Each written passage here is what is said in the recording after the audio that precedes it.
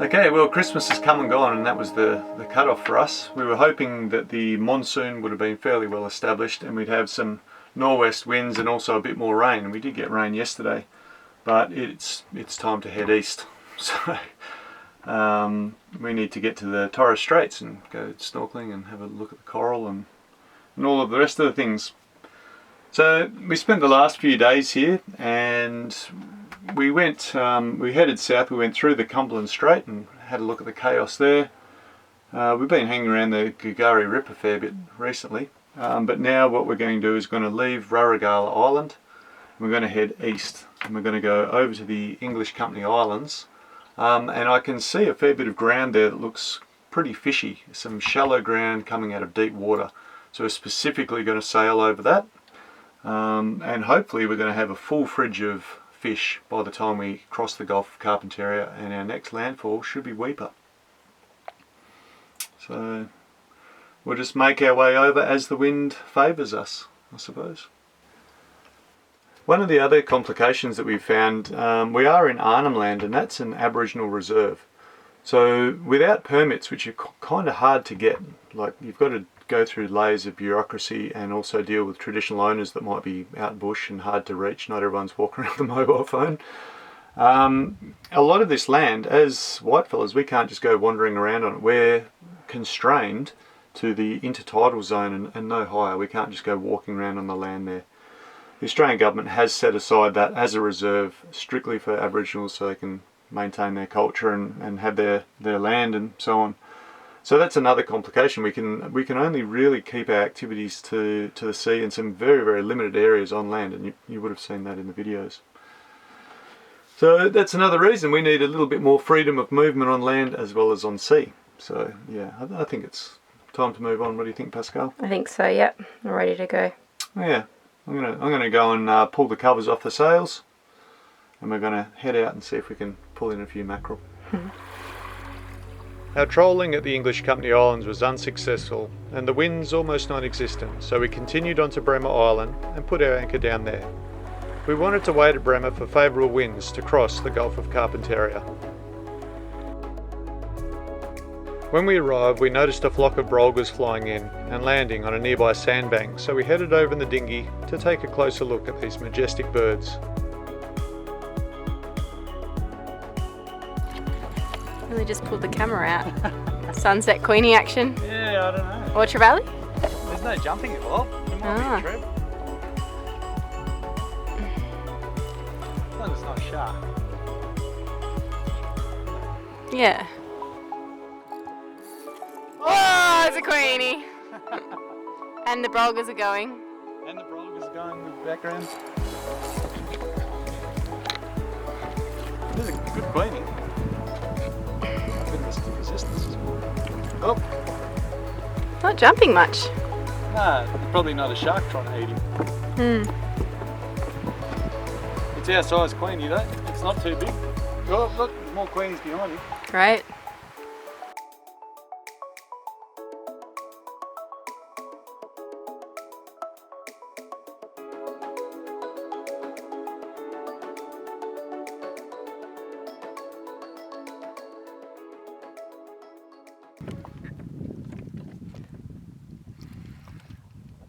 Yes.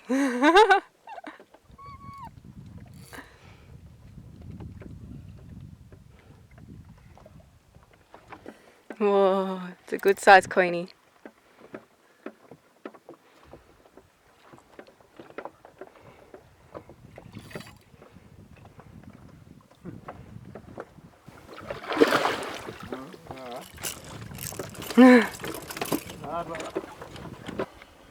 We've got ourselves a Queenie here, and we're going to go visit our neighbour Roland. So it's always polite to go bearing gifts, isn't it? So we're going to take Roland a fish, see if he wants some brekkie. How did we meet Roland? Old Roland and his friends come round at about 2 AM in the morning, banging on the hull and saying, just wondering if we might be able to fix their outboard for them. You listen to them. Look at him. He's the talking all the time. Look at him. So it's the boat, it's fine to run? Or is the captain fine to run? It's good. It's good. Yeah. It's okay. Why not? All the thing good. Well, Brother, can you Look at my, I'm not drunk. no, you're not drunk. Oh, what about me? Brother. I'm not drunk. What's your name? Yeah. My big brother. I'm outlaw, nigga. What's that? Lengona. Outlaw. So, Outlaw. you saw that if they're having trouble, that's Brother, I think brother, maybe that's brother. spark plug. Yeah. But- Brother. Only one thing. Brother. Maybe. How do you Yeah, see? Hang on. can you show me? When I pulled off that thing, I think maybe that's spark plug. But I tightened him. So you can drive this thing up to where you're living, though, just slowly, buddy. We live at, thing outlet there. It's up right up the north end. Yeah. How to fix this Both. engine here? Put all new spark plugs through it and then see you go. They always Can you help? Blah, blah, blah. Well, we don't have new spark plugs, see? This one. and they're now. Yeah, yes. We Well, go it's fucking hard to get home, to nigga. Wow. Thank you. Well, that was the local landowners. They were out having a bit of a party. They wanted me to fix their engine, but they don't have any spares or anything, so it was a little bit hard. And what's the time? The time's 2 in the morning. They're a merry bunch, aren't Yeah. they? Anyway, so... But they said we should have gone and seen them. They would have got us the permit. So... There you go.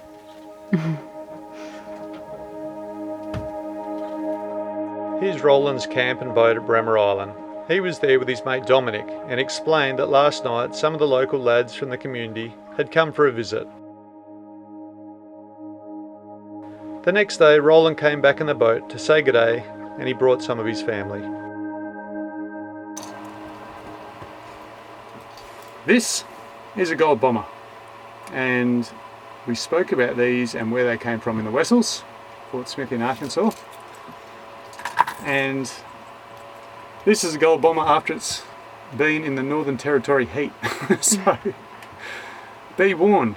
Other lures like the Barra Classics, it hasn't happened to them, and these are a really great lure as well. But yeah, the gold bombers, this one's a silver bomber, and as you can see, it's put a lot of food on the table before Turning into a seal. turning into a seal and having to be retired. So there you go. What can we do with this, Pascal? Maybe turn it into a keyring. Yeah. So, If we were in the Kimberley again, we could put it in the gremlin box. yeah, I think we'll probably just make this a gift to someone. A seal lure. We can fish around corners with it. Look at the poor old thing. Sad day. It's a sad day, it is. Well, I suppose Roland offered you a beer. Roland offered me a beer, so we've turned that down. We didn't film because there was a whole new lot of company there that we hadn't met yet, so Yeah, we didn't want to shove a camera in their faces. Yeah, it's not a very polite thing to do. The next day we met Roland Dominique on the beach. Roland was keen to find some turd legs, as they are his traditional bush tucker. He explained to us that he was taught by his parents and his grandparents how to find them. I always thought these ones that still left like this are the nest, but you find this one, eh? Yeah. This is because it's mounded over. Yeah. What's that wood from? Is that from the whistling tree? I've got a bit of stainless steel like that, straight, Yes. but skinny. Skinny, Yeah. That help you out? Okay.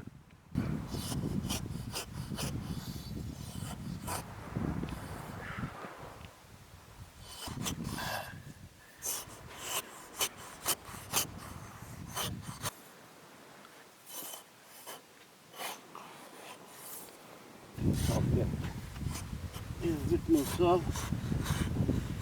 This one.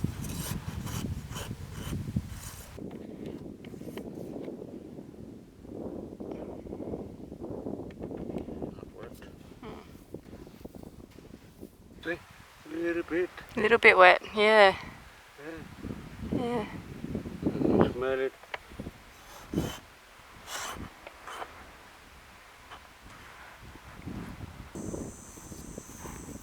I'll try it. Big?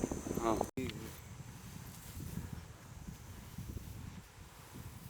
turtle.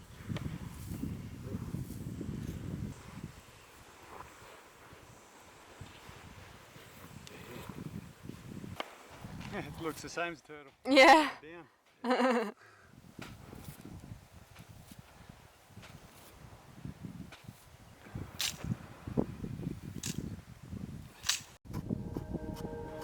After a fair bit of poking around the sand with the stainless rod and a fair bit of digging, we were unsuccessful in finding that particular nest. Later, however, Roland did find some older nests on the beach. Are they old or? Oh.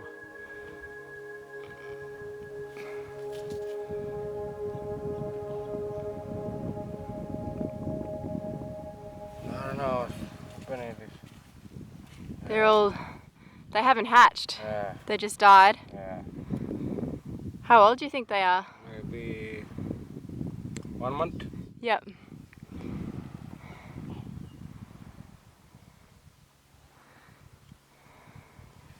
See? Yeah.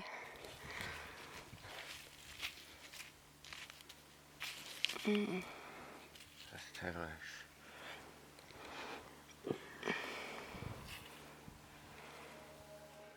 No good. Oh. Mm.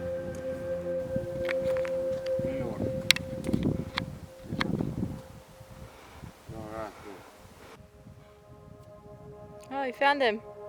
Another dead one. We were totally amazed at how he could find these nests. They seemed to be in such random places for us with no indication that turtles had been digging there. Oh. Dead.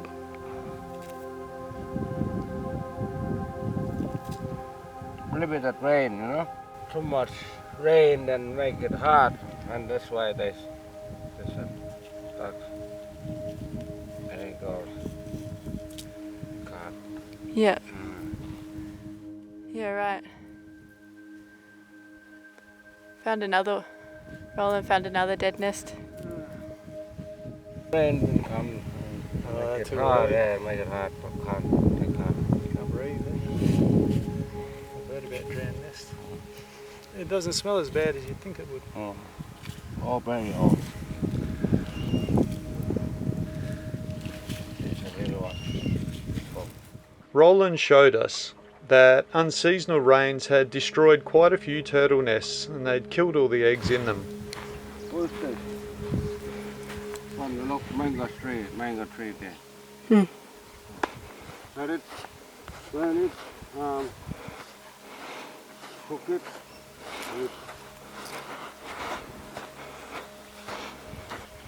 Dominique and I had headed into the creek with our spears to hunt for prize stingray, while Pascal and Roland continued foraging on land.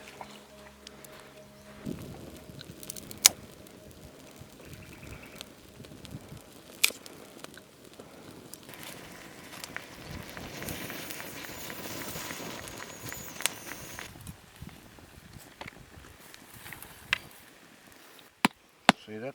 Yep. Orange, just cook.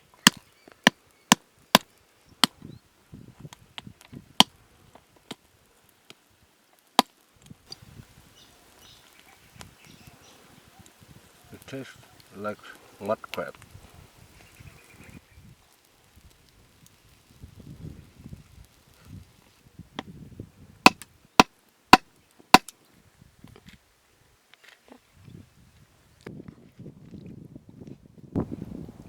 Tastes good? Okay. It's got like mud crab a bit, but then it's very bitter as well. Now I'll show you the other one. This kind. That mango tree there. If I got time, I'll go inside. Okay. But there's too many mosquitoes there. Last one. And I love it. Mud mussels here. What size are they? Oh, they're big like this. Yep. Round. Yep. Different mud mussels. They're white. White? Yeah. The ones we were eating in the Wessels, they were pink and green, like they had the white with the pink and green shell. We'll go inside the mangrove. But they're small, really small. Mm. but you can see them one by one.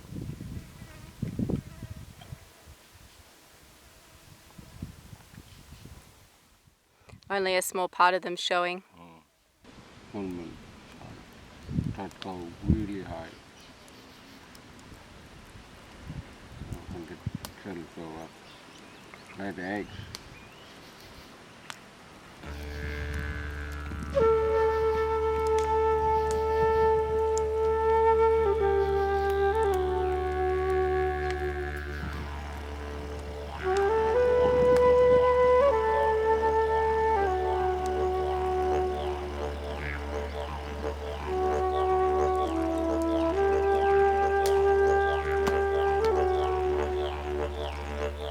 Did you just spear him then? In there? Yeah. Yeah. Another one fell off. Come off. Yep. And what's that? What crab? Nothing. Eh? No mud crab.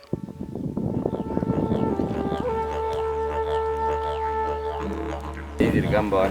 Spears? Yeah. Oh, well, petrol for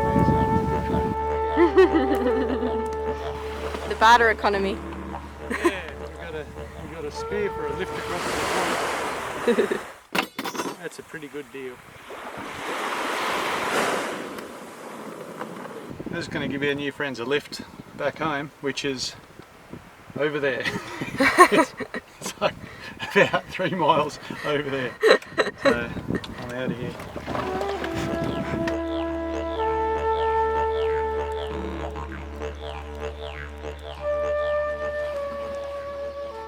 Breakfast time. Enjoying some damper. And it was a delicious breakfast. Alright, well let's hope it's given us some energy, Pascal, because we're busy today, aren't we? Yep, we're getting ready to sail across the Gulf of Carpentaria. Yep, and it shouldn't be that big a deal. It's only 400 miles or something like that. 300 and just under 400 miles. No biggie. The weather looks pretty nice. I don't think we'll have to put up with much adverse wave action or anything like that. Our biggest problem is, will we have wind the whole way to sail? It's just crazy this time of year, there's just no wind. Anyway, so I'm going to go up the mast and I think I might check out the rig, make sure the chafe protection for the sails is in place, because I dare say we'll be doing quite a few beam reaches on this run. Anytime we do a 3-4 day sail, day, night and all that, I always like to check the rig. You know, last thing you want to do is sort of find a failure at night time as the mast starts kind of teetering off to one side. What do you got going on, Pass? I am going to tidy up in the boat a bit, and then I'm going to do some cooking for our passage. So I'm going to make a curry. Troy just caught a queenie this morning. Excellent. So I'm going to make a queenie curry, and I'm going to make some sweet treats, some raw balls out of dried banana. Woo! We ran out of dates because we made raw balls at Christmas time with dates, and we used the last of the dates. So I'm trying with banana, see how it goes. Yeah. Anyone that hasn't had raw balls for Christmas isn't living. Is that right? Yeah, pretty much. That's pretty dodgy, isn't it? Alright, well, yeah, that was a great breakfast, and now it is... Well, we're still enjoying it. I just thought we should have some breakfast in the shop. Because it's a really yummy damper. It's a whole grain damper we made from millet, flour, LSA, which is linseed, soy and almond mix, poppy seeds and sunflower seeds. Yep. It's really yummy. It is totally delicious. Cool. Alright. Let's finish breakfast and then get ready. I'm with you. Let's do it. Okay, whenever we go up the mast, I like to use a climbing harness. Just because I've got one, and it just gives me a lot of mobility up there. I know I feel comfortable in it, so my mind is at ease while I'm working.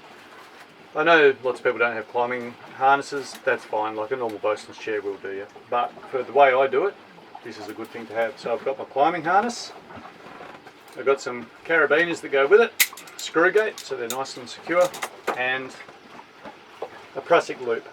Now I just splice that up out of 3-strand nylon, and all will become clear what this is for. Because I'm going to just do a few repairs to some of the chafe protection up there as well, I'll just take some cable ties or zip ties, whatever you want to call them. I know this isn't any mind-bending sort of revelation. Someone might not have seen it though. If one zip tie is not going to reach around what you need it to do, Just feed the end of another one in, and look, you've got an even longer zip tie. I know there's lots of people going to be like, we know this, Troy, but maybe there's just one person that we can help with that bit of information.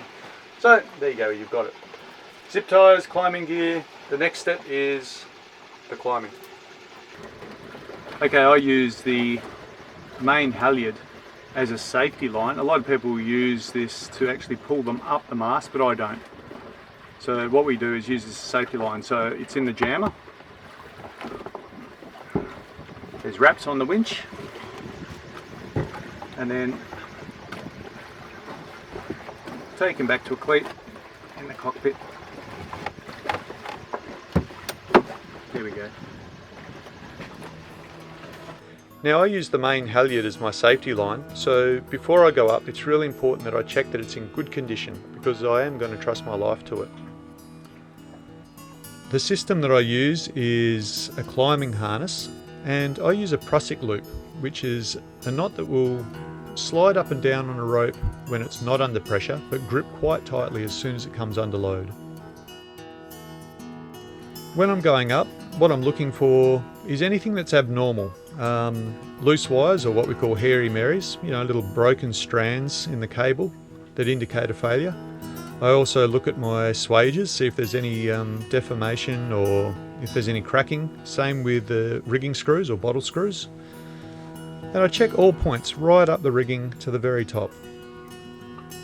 You really have to do it slowly, because some of those hairy marys I described, you can stab yourself and injure yourself quite badly.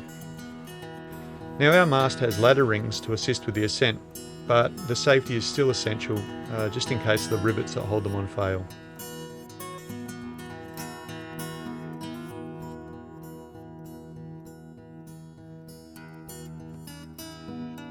While I was up there, I was also able to cable tie the anti-chafe pockets on the end of my spreaders and just check the cable as it ran through them.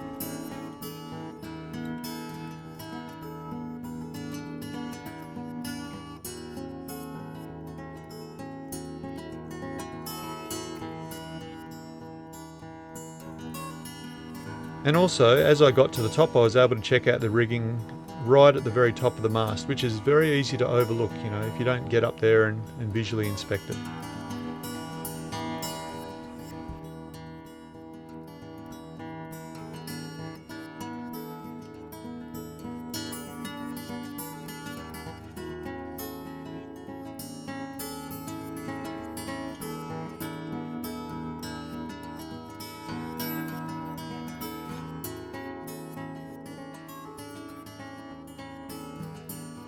Okay, that was relatively simple. Now, the advantages of what we just did there is first the prusik loop that I did by making a lark's head and then doubling it to make a prusik loop. So that makes a non-slip knot. You can shift it up the rope by your hand, but if you fell into it, it'll catch you, it'll stop you from falling. So while I've got a lot of faith in those ladders, this is definitely a good safety, and it enables me to swing out away from the mast and just have both hands free. With great peace of mind. I don't know if you have the same peace of mind up there. Everyone's a little different.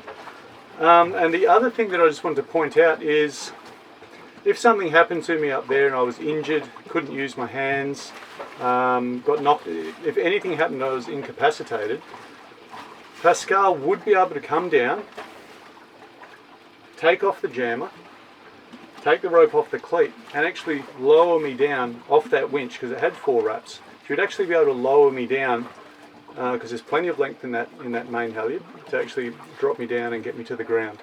And so that's a backup safety of that method that you might not be aware of. Obviously, a lot of people use just a deck winch and they hoist someone up the mast, and of course they can lower them. But with this, the way we've set that up, I can be lowered as well. Even though I can climb under my own power, Pascal's able to lower me if something goes wrong. Would you be up for that, Pascal? Yeah, well, I'd do it. You wouldn't be thrilled, would you? I wouldn't leave you up there. But I'm reassured. Pascal's got my back. If you enjoyed this video, please click the like button, because it makes it more likely that YouTube will suggest our video to a broader audience. Also, we'd love to hear your feedback, so head over to the comments and drop us a line.